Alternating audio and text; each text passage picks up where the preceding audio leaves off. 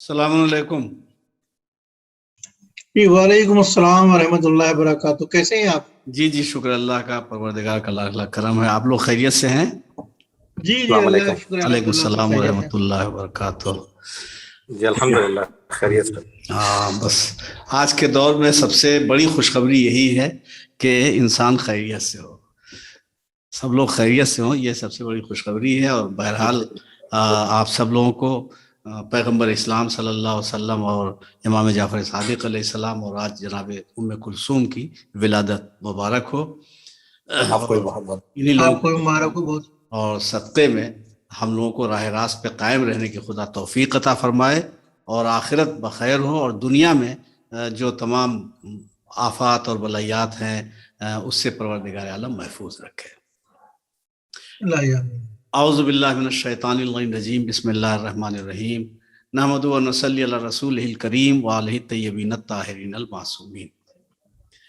امامت کے سبجیکٹ کو آپ کے سامنے پیش کیا جا رہا تھا، اور یہ بتایا گیا کہ امام بھی رسالت اور نبوت کے بعد کا ایک عہدہ ہے کہ نبوت اور رسالت پیغمبر اسلام صلی اللہ علیہ وآلہ وسلم پہ ختم ہو گئی تو نبی نے اپنی زندگی میں اپنے بعد آنے والے جانشینوں کا اعلان کیا تھا، اور جتنے افراد نبی کی زندگی میں تھے انہیں بھی پہچانوا دیا۔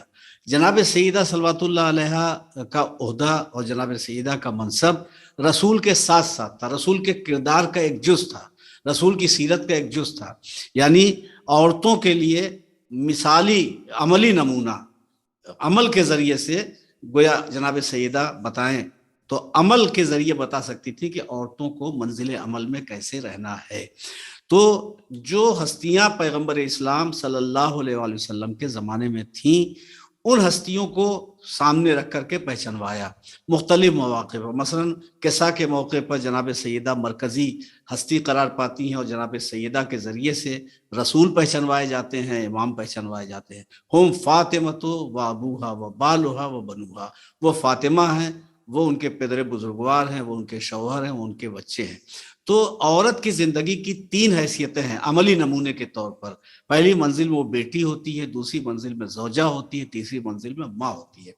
ایک سیدہ چادر میں تھی، مگر تینوں حیثیتوں سے پہچانوایا گیا۔ ہم فاطمۃ و ابوہا، یہ فاطمہ ہے، ان کے باپ ہیں، یعنی وہ باپ کو دیکھو اور بیٹی کو دیکھو۔ وہ بالہا، فاطمہ ہے اور ان کے شوہر ہیں، اب بیوی کے روپ میں فاطمہ کو پہچانو۔ وہ بنوہا، اور ان کے بچے ہیں، اب ماں کی حیثیت سے۔ تو گویا شہزادی فاطمہ کے سامنے چادر میں بیٹی کے روپ میں، زوجہ کے روپ میں، ماں کے روپ میں پہچانوائی گئی۔ پھر مباہلے میں بھی شہزادی فاطمہ کو مرکزی کردار عطا کیا گیا۔ درمیان میں جناب سیدہ ہیں، آگے رسول ہیں، پیچھے مولا علی ہیں، دائنی طرف رسول کے امام حسن ہیں، بائیں طرف گود میں امام حسین ہیں، گویا سینٹر میں جناب سیدہ ہے۔ جناب سیدہ کی ہستی یہ ہے کہ قدم آگے بڑھائیں تو رسالت مل جائے، قدم پیچھے ہٹائیں تو امامت مل جائے۔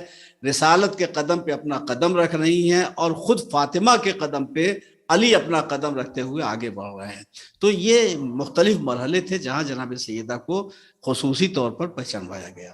پھر اس کے بعد وہ واقعہ آپ نے سنا ہوگا کہ ایک یہودی کے یہاں شادی میں تشریف لے گئیں، اور اس کے بعد وہاں جو تمام واقعات پیش آئے وہ آپ کو معلوم ہے۔ تو غیروں نے بھی دیکھا کہ جناب سیدہ کا اقتدار کیا ہے۔ عیسائیوں نے مباہلے میں دیکھا تھا، اور اس کے بعد یہودیوں نے اپنے ہاں شادی میں دیکھ لیا کہ جناب سیدہ کی عظمت کیا ہے۔ تو جب ان کی عظمت ہے تو ان کے ذریعے سے جو پہچانوائے جا رہے ہیں ان کی عظمت کیا ہوگی۔ اب اس کے بعد تو جناب سیدہ گویا ان کی سیرت جو ہے جزو سیرت رسول ہے۔ اب رسول کے بعد جو جانشین آنے والے ہیں ان میں پہلے امام علی علیہ السلام ہے، دوسرے امام حسن علیہ السلام ہے، تیسرے امام حسین علیہ السلام ہے۔ تو یہ تین ہستیاں رسول کے زمانے میں تھیں۔ جب تین ہستیاں تھیں تو مختلف مواقع پر مولا علی کو بھی پہچانوایا، قول کے ذریعے بھی، عمل کے ذریعے بھی، اور امام حسن امام حسین علیہ السلام کو بھی پہچانوایا، اقوال اور احادیث کی روشنی میں بھی اور عمل کے ذریعے بھی۔ دونوں کے لیے ناقہ بننا، دونوں کے لیے آسمان سے جنتی لباس کا آنا، وغیرہ وغیرہ تمام تفصیلات موجود ہیں۔ اور جو رسول کے بعد آنے والے تھے ان کا نام، لقب وغیرہ سب پوری تفصیل سے بتایا۔ اور چونکہ نبوت کی جانشینی ہے، لہذا جو خصوصیات اور جو صفات نبی میں ہونے چاہیے وہی صفات نبی کے جانشینوں میں ہونا چاہیے، یعنی نبی ہی کی طرح سے ان کے جانشین کا بھی عالم ہونا ضروری ہے، معصوم ہونا ضروری ہے، حسب و نسب کا بلند و بالا ہونا ضروری ہے، افضل امت ہونا ضروری ہے۔ وہ تمام خصوصیات جو بعض جو رسالت کے مخصوص صفات ہیں ان سے الگ ہٹ کر کے بقیہ تمام صفات جو ہیں وہ نبی کے جانشینوں میں ہونا چاہیے۔ دوسرے الفاظ میں یوں سمجھیے کہ صرف چونکہ نبوت اور رسالت ختم ہو گئی ہے، اب کوئی نبی اور رسول نہیں ہو سکتا، لہٰذا یہ نبی اور رسول نہیں ہے، لیکن امامت بھی اسی عہدے کی ایک کڑی ہے اور اہم کڑی ہے، اتنی اہم کڑی ہے کہ جناب ابراہیم کو نبوت ملی، رسالت ملی، خلت ملی، کسی موقع پر انہوں نے ذریت تک پہنچنے کے لیے خدا سے گزارش نہیں کی، لیکن جیسے ہی امامت ملتی ہے ویسے ہی فوراً کہتے ہیں کہ پروردگار کیا یہ عہدہ میری ذریت میں، میری نسل میں بھی پہنچے گا؟ آواز آئی ہاں، مگر یہ عہدہ ظالموں تک نہیں پہنچے گا۔ تو اللہ کا کوئی عہدہ کسی ظالم تک نہیں پہنچ سکتا۔ اب دیکھیے ظلم کیا ہے؟ ظلم ایک بہت وسیع ہے، یعنی آپ سمجھ لیجئے کہ عدل کی ضد ہے۔ عدل کسے کہتے ہیں؟ کسی بھی چیز کو اس کی صحیح جگہ پہ رکھنا۔ ٹوپی کی جگہ کہاں ہے؟ سر ہے۔ جوتے کی جگہ کہاں ہے؟ پیر ہے۔ اب اگر کوئی شخص ٹوپی پیر میں پہن لے اور جوتا سر پہ رکھ لے تو اسے لوگ پاگل کہیں گے، دیوانہ کہیں گے۔ عدل کیا ہے؟ کہ جس چیز کی جو جگہ مقرر ہے اس کو وہ جگہ دی جائے۔ اب اسی کے اعتبار سے اگر آپ دیکھیں تو رسول کی مسند پر واقعی جسے آنا چاہیے اسے وہاں جو دیکھ رہا ہے وہ عادل ہے، اور اگر وہاں کسی اور کو کوئی بٹھا رہا ہے یا بیٹھ رہا ہے تو وہ کبھی عادل نہیں بلکہ وہ ظالم ہے۔ تو جو چیز جس کے لیے مقرر ہے اس جگہ پہ اس چیز کا رہنا اور رکھنا، یہ ہے عدل۔ اس کے خلاف جتنی بھی چیزیں ہیں وہ ہیں ظلم۔ تو جیسے عدل ایک وسیع موضوع ہے ویسے ہی ظلم بھی ایک وسیع موضوع ہے۔ تو ہر امام میں وہی صفات پائے جائیں گے۔ اب دیکھیے ہم نے آپ کے سامنے اس سے پہلے مولا علی سے لے کر کے غالباً امام رضا اور امام موسیٰ کاظم علیہ السلام تک کے حالات بیان کیے تھے، لیکن آپ دیکھیے کہ یہ ہمارے جتنے ائمہ تھے اس میں امام محمد باقر علیہ السلام کو تھوڑا سا کھل کے موقع ملا کہ جو آپ نے تبلیغ کی، پھر اس کے بعد امام جعفر صادق علیہ السلام کو مکمل موقع ملا، یہاں تک کہ جعفری مسلک کہا جانے لگا، جعفری باش گر خدا خواہی۔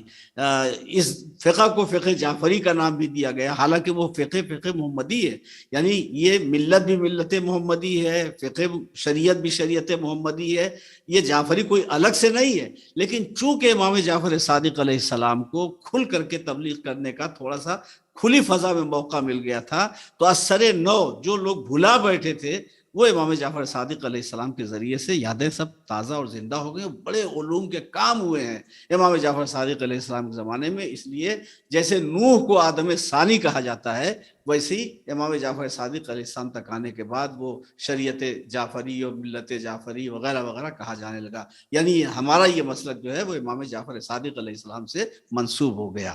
تو بہرحال اس کے بعد پھر امام موسیٰ کاظم علیہ السلام کی پوری زندگی قید و بند میں گزری، پھر اس کے بعد امام رضا علیہ السلام کو موقع ملا وہ اس طریقے سے کہ اپنا جب جانشین بنایا ہے عباسی خلیفہ نے، تو جانشین ولی عہد سمجھ لیجئے، تو جب ولی عہد بنایا وہ تو یعنی دنیا کے دکھاوے کے لیے، سیاست کے لیے، اس کے آگے ہم آئے گا تذکرہ بیان کریں گے کہ اس نے کہا آپ خلافت قبول کر لیجیے، آپ نے انکار کیا، کہا اچھا اگر خلافت نہیں قبول کرتے تو ولی عہدی قبول کر لے، تو امام نے کہا تیرا یہ ارادہ تکمیل تک نہیں پہنچے گا، یہ مجھے معلوم ہے، لیکن بہرحال جب تو آخری منزل پہ یعنی مجھے تو گویا شہید تک کرنے کا منصوبہ بنا چکا ہے، تو اب یہاں پہ میری مجبوری ہے حجت تمام کرنا ہے۔ تو بہرحال اس موقع پر امام علی رضا علیہ السلام کو تھوڑا موقع ملا کہ اپنے چاہنے والوں کو بتائیں کہ واقعی دین کیا ہے اور کیا ہماری ذمہ داریاں ہیں، کیا ہمارے فریضے ہیں۔ بلکہ اسی موقع پر مختلف مواقع سے، عرب وغیرہ سے امام رضا علیہ السلام کے یعنی بنی ہاشم جو تھے، یعنی جناب امام رضا علیہ السلام کے خاندان سے جو لوگ متعلق تھے، وہ لوگ زیادہ تر ایران کی طرف آئے، صرف اس میں کہ امام رضا علیہ السلام کی حکومت ہے اور دنیا میں ہمیں کہیں پناہ نہیں، لیکن جب ہم وہاں جائیں گے تو ہمیں پناہ مل جائے گی۔ یہاں تک کہ ظالموں نے امام رضا علیہ السلام کو بھی شہید کیا گیا، اور آپ جب جائیں گے ایران انشاءاللہ، یہ جو جا چکے ہیں وہ جانتے ہیں کہ امام زادوں کی سب سے زیادہ قبریں جو ہیں وہ ایران میں. اس کی وجہ یہ ہے کہ جوق در جوق امام رضا علیہ السلام کے زمانے میں لوگوں نے سفر کیا. بہت سے لوگ وہ تھے جب اس وقت پہنچے جب امام رضا شہید کیے جا چکے تھے. تو اب اس کے بعد جہاں جہاں پتہ چلا کہ امام زادے کہاں کہاں ہیں ان کی زندگیوں کو بھی ختم کر دیا گیا. اور کربلا ہی جیسا واقعہ وہاں ایران میں بھی ایک جگہ پیش آیا جسے کربلائے ایران کہا جاتا ہے. تو بہرحال امام رضا علیہ السلام کو بھی تھوڑا موقع ملا. امام رضا علیہ السلام 11 ذیقعد 148 ہجری میں پیدا ہوئے اور بعض روایت کے مطابق 11 ذی الحج 153 ہجری. روایتیں دونوں ہیں. بہرحال ہمارے ہاں ناصر الملت نے کچھ تحقیق کی ہے، اس کے مطابق مانا جاتا ہے، لیکن یہ کتابوں میں دونوں روایتیں ملتی ہیں. آپ کے والد امام موسیٰ کاظم علیہ السلام تھے اور والدہ کا نام نجمہ خاتون تھا. جیسا کہ دستور ہے امام حسن پیدا ہوئے تو رسول نے کان میں اذان و اقامت کہی اور عقیقے کا اہتمام کیا. امام حسین پیدا ہوئے تو رسول نے یہ اہتمام کیا. اسی طریقے سے ہر امام اپنے آنے والے فرزند کے لیے اہتمام کرتا تھا، یہاں تک کہ امام موسیٰ کاظم علیہ السلام نے اسی سیرت پر عمل کرتے ہوئے امام رضا علیہ السلام کے کان میں اذان اور اقامت کہی اور عقیقے کا اہتمام کیا. جیسے رسول نے اہتمام کیا تھا امام حسن امام حسین کے لیے، ویسے ہی امام موسیٰ کاظم علیہ السلام نے اہتمام کیا. اب یہ ایک ذرا سا یاد نہ رہے آپ کو، لیکن ہم سرسری طور پر آپ کو بتا دیتے ہیں تاکہ ذہن میں محفوظ رہے کہ آپ کے دور میں جو بادشاہ گزرے ہیں تو ولادت جب ہوئی ہے امام رضا علیہ السلام کی، اس دور میں منصور دوانیتی بادشاہ تھا. ہم نے بتایا تھا کہ عباسی خلیفہ میں پہلے صفا ہوا ہے، اس کے بعد منصور ہوا ہے. تو منصور کے زمانے میں امام رضا علیہ السلام پیدا ہوئے. پھر اس کے بعد 158 ہجری سے مہدی عباسی کا دور شروع ہوا. عباسی خلیفہ جس کا نام مہدی تھا، مہدی عباسی کا دور شروع ہوا 158 ہجری سے. پھر 169 میں ہادی تخت نشین ہوا، ہادی عباسی، اور 170 سے ہارون کی حکومت کا آغاز ہوا. اب ہارون کے 2 بیٹے تھے، ایک کا نام امین تھا، ایک کا نام مامون تھا. 194 میں امین تخت نشین ہوا، 198 میں مامون کی سلطنت کا آغاز ہوا. اور اسی مامون رشید نے امام علی رضا علیہ السلام کو 23 ذیقعد 2003 ہجری میں زہر دے کر شہید کر دیا. تو اس طریقے سے گویا اس نے شمع امامت کو گل تو کر دیا، لیکن ان کی سیرت زندہ ہے، ان کا کردار زندہ ہے، ان کا کریکٹر زندہ ہے. اور جو ظالم تھے ان میں سے کسی کی قبر کا پتہ نہیں. وہ تو امام رضا علیہ السلام کے طفیل ہی میں لوگ کہتے ہیں کہ یہیں پہ مامون کی بھی قبر ہے، لیکن الگ سے کسی بھی قبر کا نشان نہیں ملتا. بنی امیہ اور بنی عباس کے اتنے فرما روا حکمراں گزرے، لیکن ایک بھی دشمن اہل بیت کی واضح کھلی ہوئی بغیر شک بغیر کسی تردید کے کسی ایک کی قبر کا نام و نشان نہیں ہے. جبکہ ہمارے مطلب جو جنت البقیع میں مسمار کر دیا وہ ایک الگ سی بات ہے، یا جناب سیدہ کی قبر بربنائے مصلحت پوشیدہ رکھی گئی، یا مولا علی کی قبر بہت دنوں تک بربنائے مصلحت پوشیدہ رہی، تو یہ مصلحت کی بنیاد پہ الگ. ورنہ اور اماموں کے روزے دیکھیے تو آج بھی زیارت گاہ خلائق اور ملائق بنے ہوئے ہیں.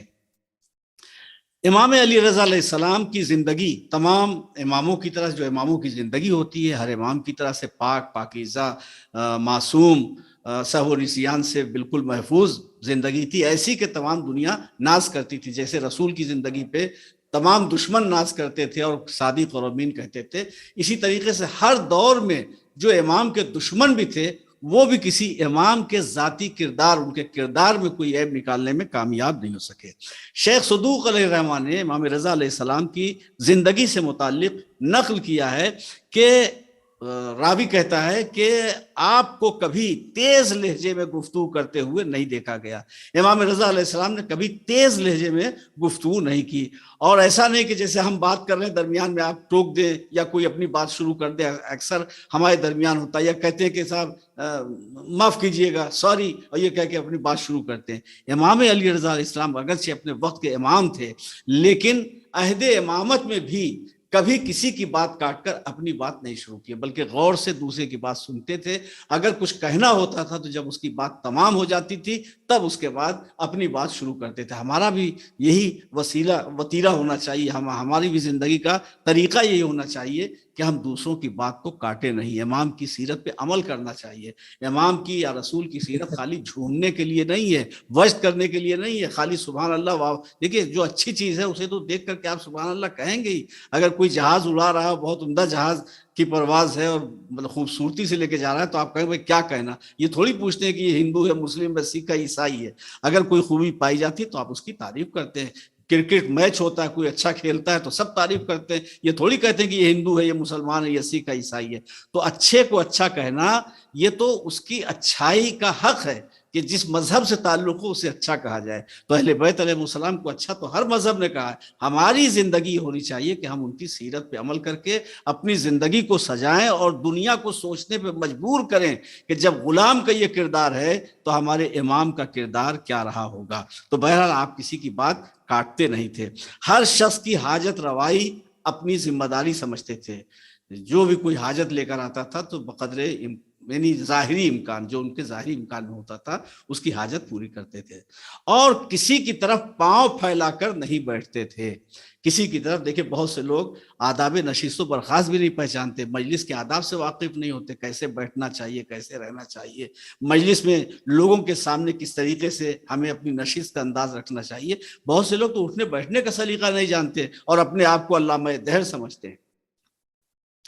لیکن امام کسی کے سامنے اپنا پیر پھیلا کر کے نہیں بیٹھتے تھے۔ اور یہی نہیں، آج آپ دیکھیں ہمارے یہاں مجلسوں میں، محفلوں میں 14 سال کے بچے، 15 سال کے بچے دیوار سے ٹیک لگا کر بیٹھے ہوئے ہیں۔ امام علیہ السلام کی سیرت کیا ہے؟ کسی کے سامنے ٹیک لگا کر نہیں بیٹھتے تھے۔ ٹیک میں ایک غرور کا اظہار ہوتا ہے۔ دیکھیں جو معذور ہیں ان کے لیے الگ بات ہے، جو بوڑھے ہیں ان کے لیے الگ بات ہے، معذوروں کے لیے اسلام کے مسائل الگ ہیں، لیکن عام حالات میں امام کی سیرت کیا کہ کسی کے سامنے ٹیک لگا کر کے نہیں بیٹھتے تھے۔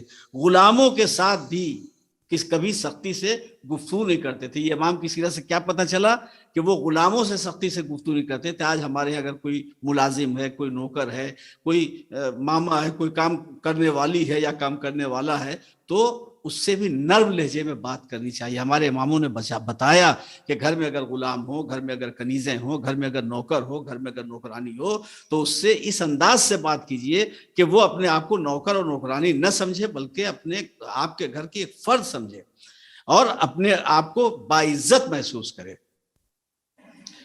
بلند آواز سے قہقہا نہیں لگاتے تھے۔ یہاں تو اب کیا، پارک وغیرہ میں چلے جاتے، کہتے صحت کے لیے بہت مفید ہے، تو اب وہاں کی عادت جو ہے یہاں بھی پڑی رہتی ہے کہ باپ بیٹھا ہو، بھائی بیٹھا ہو، بزرگ بیٹھے ہو، کوئی بات ہو گئی، کسی کی ران پر زور سے ہاتھ مارا، زانو پہ، وہ بیچارہ وہاں پہ ہاتھ مل رہا ہے، اتنے زور سے ہاتھ پڑا اور ہاں کر کے ہنسنے لگے۔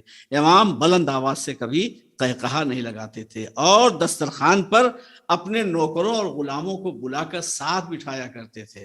آپ دیکھیے ہم نوکروں کے ساتھ کھانا اپنی توہین سمجھتے ہیں، لیکن امام نوکروں اور غلاموں کو ساتھ بٹھا کر کھاتے تھے، اور راتوں کو کم سوتے تھے، اور اکثر راتوں میں شب بیداری فرماتے تھے۔ مولانا کہیں ایک وہ ہے کہ من طلب العلا سحر اللیالی، جو بلندیوں کا خواہاں ہوتا ہے، جو بلند مرتبہ حاصل کرنا چاہتا ہے، وہ راتوں کو جاگتا ہے، مگر موبائل چلا کے راتوں کو جاگنا، اس سے بلندی نہیں حاصل ہوتی ہے، بلکہ شب بیداری کرے، نماز شب پڑھے، اللہ کے وجود اور اس کی معرفت کے سلسلے میں غور و فکر کرے، اوراد و وظائف کرے، بہترین زندگی کے سلسلے میں غور و فکر کرے، تو رات کو تسبیح و تحلیل میں، عبادت الہی میں بسر کرنا، غور و فکر میں بسر کرنا اور جاگ کر گزارنا، یہ بلندی حاصل کرنے کا ذریعہ ہے۔ ہر مہینے کی پہلی اور آخری جمعرات اور درمیانی بدھ کو روزہ رکھا کرتے تھے، رات کی تاریکی میں صدقہ اور خیرات کرتے تھے۔ اور ایک سیرت جو تھی وہ عجیب تھی، جس میں بہت سے لوگوں نے شرمندگی اٹھائی ہے، یعنی امام پہ اعتراض کیا ہے اور امام نے ان کی پول کھول دی ہے۔ امام کی زندگی ایک سیرت کا حصہ کیا تھا؟ اندر معمولی کپڑا پہنتے تھے، جیسے ہم بنیان وغیرہ پہنتے ہیں، تو اندر امام جو ہے وہ معمولی کپڑا جو جسم کو تکلیف پہنچاتا تھا، اور باہر ضرورت کے اعتبار سے، حالات اور ماحول کے اعتبار سے اچھا لباس زیب تن کرتے تھے۔ تو اس میں کئی دفعہ ایسا ہوا کہ کسی نے کہا کہ آپ کے آبا و اجداد تو ہمیشہ بوسیدہ اور پرانا لباس پہنا کرتے تھے، اور آپ اتنا بہترین لباس پہنے، تو امام اس کا کرتا ہٹا کے بتاتے تھے کہ دیکھ، اوپر سے تو خراب کپڑا پہنے ہوئے ہے، لیکن جسم کو آرام پہنچانے کے لیے اندر سے اچھا لباس پہنے ہوئے۔ ہم اندر سے معمولی لباس پہنے ہوئے ہیں، اوپر سے اس لیے تاکہ جو موقع و محل کا تقاضا ہے. تقاضا یہ بھی ہے کہ اللہ آپ کو اگر نعمت دے تو اس نعمت کا اظہار کرنا چاہیے، لیکن غرور کے لیے نہیں، اللہ کے شکر کے لیے. بہرحال کھانے کے وقت اگر کوئی تعظیم کے لیے اٹھنا چاہتا تھا تو امام منع فرما دیتے تھے کہ رزق خدا کا احترام ضروری ہے. امام نے ہمیں بتایا کہ رزق کتنی بڑی چیز ہے. وقت کا امام آ رہا، لوگ اٹھنا چاہتے ہیں، امام کہتے ہیں نہیں، رزق کا احترام ضروری ہے. اس سے آپ اندازہ لگائیے کہ جو کھانا بغیر کسی سوچ کے اور فکر کے ہمیں آسانی سے مل جا رہا ہے، اس کھانے کی اہمیت کیا ہے، اس رزق کی عظمت کیا ہے اور بلندی کیا ہے.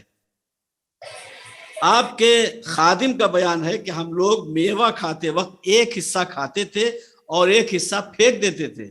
آپ نے تاکید کی، تنبیہ کی، ہدایت کی کہ رزق خدا کو ضائع مت کرو، جو ضرورت سے زیادہ ہو اسے فقراء اور مستحقین کے حوالے کر دو. ہمارے ہاں شادی میں، بیاہ میں کھانا اتنا زیادہ بچ جاتا ہے کہ آخر وہ خراب ہوتا ہے، پھینکا جاتا ہے. یا روزمرہ کی زندگی میں بھی کھانا کبھی بچ جاتا ہے اور باسی کھانا کون کھائے، اٹھا کے پھینک دیا جاتا ہے.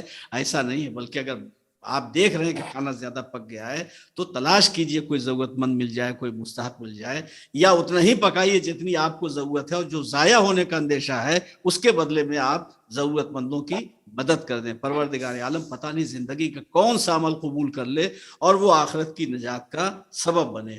اس کے علاوہ آپ دیکھیے کہ خوشبو کا بہت شوق رکھتے تھے اور سجدہ پروردگار آپ کا شعار تھا، جس کا سلسلہ نماز صبح کے بعد سے ظہر تک بھی قائم رہتا تھا. کبھی کبھی یہ سلسلہ رہتا تھا. اپنے شیعوں کو، اپنے چاہنے والوں کو فرمایا کرتے تھے کہ تمام اعمال ہر روز شام کے وقت تمہارے امام کے سامنے پیش کیے جاتے ہیں. امام کے جتنے چاہنے والے ہیں ان کے تمام اعمال ان کے دور کے امام کے سامنے پیش کیے جاتے ہیں. جیسے ہمارے دور میں ہمارے آخری امام ہیں جو پردہ غیب میں ہیں، تو ہمارے تمام اعمال ہمارے امام کی خدمت میں پیش کیے جاتے ہیں. لہٰذا امام فرما رہے کہ اپنے گناہوں سے ان کا دل نہ دکھاؤ اور ایسے بن جاؤ جیسا ان کے چاہنے والوں کو ہونا چاہیے. یعنی ان کے لیے زینت کا سبب بنو، ان کے لیے شرمندگی اور ذلت کا سبب نہ بنو. تو بہرحال یہاں تک ابھی آپ کو ہم نے بتایا کہ امام رضا علیہ السلام کی زندگی کیا تھی. ان واقعات میں سے کوئی ایک سیرت بھی اگر ہمارے ذہن میں رہ جائے اور ہم طے کر لیں، اس ایک سیرت پہ عمل کرنا شروع کر دیں، ایک ایک کر کے، ایک ساتھ تو پوری زندگی نہیں بدل سکتی، لیکن ایک ایک کر کے مثلا رزق کا احترام کرنا، کم سے کم خوشبو کا لگانا پابندی کے ساتھ، یہ تو کر سکتے ہیں. کوئی نعمت ملے اس پہ سجدہ کر لینا، نوکروں کے ساتھ حسن سلوک کرنا، لوگوں سے اچھے لہجے میں بات کرنا، مجلس میں جو آداب ہیں مجلس کے اٹھنے بیٹھنے کے اس پر عمل کرنا، دیوار سے ٹیک ہمیں لگانا چاہیے یا نہ لگانا چاہیے اس پہ غور کرنا. تو یہ ساری تمام امام کی سیرتوں کے حصے ہیں.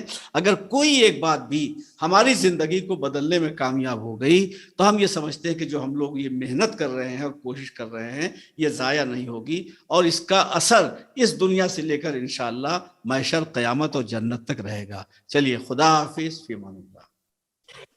خدا حافظ. بہت اچھا ہو گیا اور بہت سی اچھی چیزیں پتہ چلی. بہت ہی اچھا.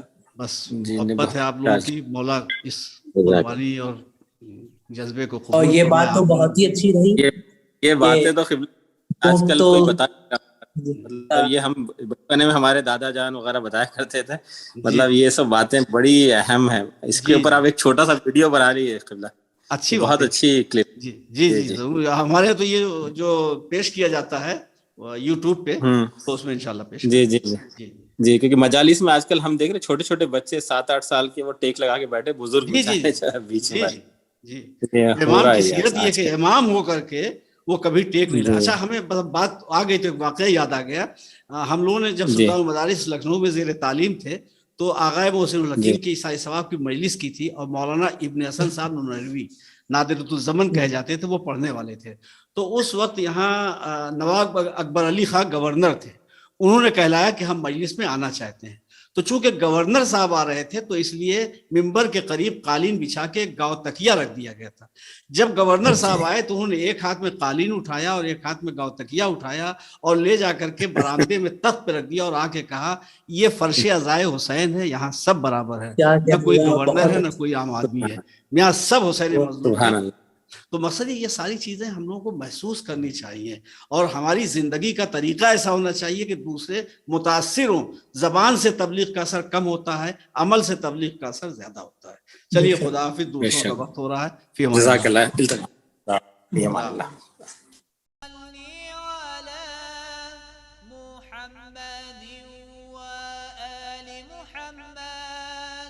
اللهم صل على محمد وآل محمد